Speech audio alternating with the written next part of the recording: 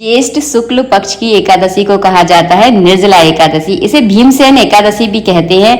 इस दिन आपको कुछ बातों का विशेष ध्यान रखना है। एक तो आपको किसी की चुगली नहीं करनी है, किसी के झूठ सच में नहीं पढ़ना है, और दूसरी बात, आपको दिन में बिल्कुल भी नहीं सोना है, क्योंकि दिन में सोने से आपका व्रत नष्ट हो जाता है। तो इन बातों का आप विशेष ध्यान रखें।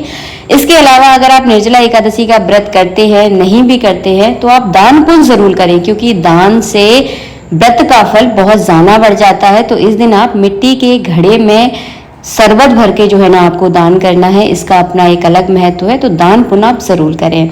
अब मैं आप लोगों के साथ शेयर कर रही हूँ निर्जला एकादशी की व्रत कथा, जो कि भीमसेन की कथा है, तो इसे ध्यान से सुनिएगा।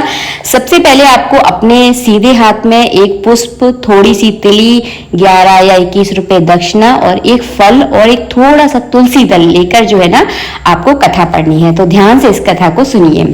एक समय की बात है, भीमसेन ने व्यास जी से कहा, हे भगवान, युधिष्ठिर, अर्जुन, नकुल, सहदेव और कुंती तथा द्रौपदी सभी इस एकादशी का उपवास करते हैं और मुझसे भी ये उपवास करने को कहते हैं, मगर मैं कहता हूँ कि मुझसे भूख बर्दाश्त नहीं होती।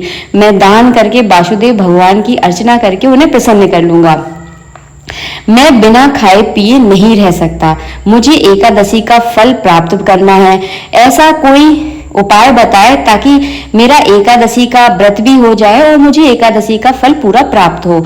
इस पर वेद व्यास बोले, यदि तुम स्वर्ग लोक की प्राप्ति करना चाहते हैं, नरक जाने से सुरक्षित रहना चाहते हैं, तो तुम्हें एकादशी का व्रत रखना होगा। भीमसेन बोले, हे देव, एक समय के भोजन करने से मेरा काम नहीं चलेगा। मैं हूँ अत्यंत खाने वाला व्यक्ति। मेरे शरीर की अग्नि इतनी ज्यादा प्रज्वलित रहती है कि मैं अगर मुझे पर्याप्त भोजन ना मिले तो उससे मुझे शांति नहीं मिलती।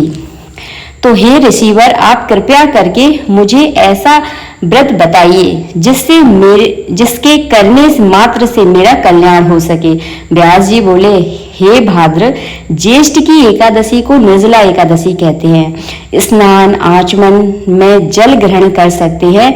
अन्न बिल्कुल भी इस एकादशी में ग्रहण नहीं किया जाता। अन्न आहार लेने से यह व्रत जो है ना खंडित हो जाता है। तुम जीवंत पर्यंत इस व्रत का पालन करो। व्यास के अनुसार भीमसेन ने बड़े साहस के साथ निर्जला एकादशी का व्रत किया। परिणाम स्वरूप प्रातः होते ही संज्ञाहीन हो गए तथा पांडवों ने गंगा जल, तुलसी, चरणामृत प्रसाद देकर उनकी मूर्छा दूर की और तभी से इस एकादशी को भीमसेन एकादशी और निर्जला एकादशी कहते हैं। तो ये है निर्जला एकादशी की कथा।